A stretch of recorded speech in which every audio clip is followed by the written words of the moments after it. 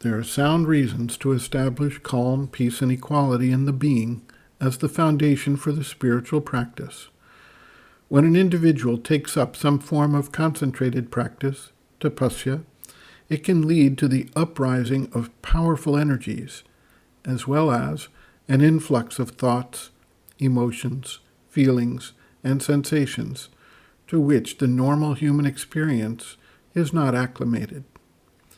There is a long history in the yogic tradition that speaks about the dangers attendant on any attempt to awaken the Kundalini energy at the base of the spine without adequate guidance and preparation.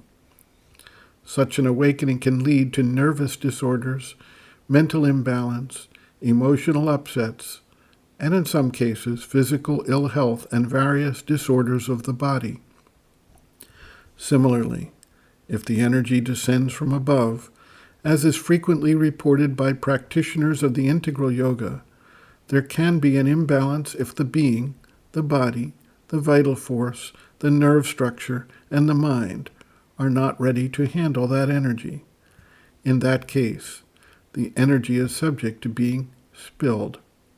This is a term used to describe the kind of imbalances historically known to occur in an unprepared individual who opens precipitously and without proper guidance to the powers and energies available when one shifts the awareness away from and outside the protective limits of the physical body.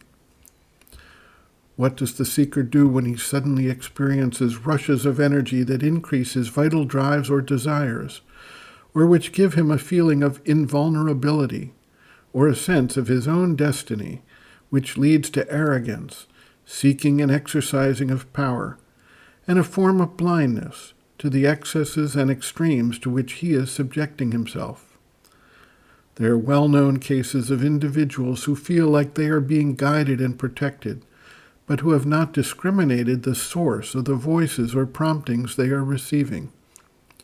Without the prior grounding and guidance, it is easy to go astray and cause oneself and others considerable harm.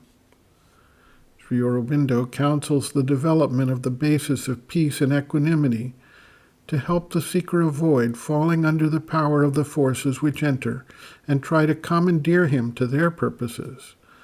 With the proper foundation, the being can widen and absorb the advent of new knowledge and power without spilling them, and thus without the same degree of risk that is associated with a process not grounded in a calm, quiet, and observant standpoint. Sri Aurobindo writes, quote, "At present, your experiences are on the mental plane, but that is the right movement. Many sadhaks are unable to advance because they open the vital plane before the mental and psychic are ready. After some beginning of true spiritual experiences on the mental plane, there is a premature descent into the vital and great confusion and disturbance. This has to be guarded against. It is still worse if the vital desire soul opens to experience before the mind has been touched by the things of the spirit. Aspire always for the mind and psychic being to be filled with the true consciousness and experience and made ready. You must aspire especially for quietness, peace, a calm faith, an increasing steady wideness, for more and more knowledge, for a deep and intense but quiet devotion. Do not be troubled by your surroundings and their opposition. These conditions are often imposed at first as a kind of ordeal. If you can remain tranquil and undisturbed, and continue your sadhana without allowing yourself to be inwardly troubled under these circumstances, it will help to give you a much-needed strength.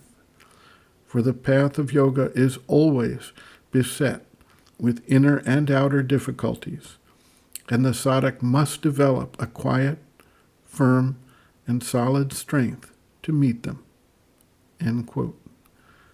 Reference, Sri Aurobindo, Bases of Yoga, Chapter 1, Calm, Peace, and Equality, page 13.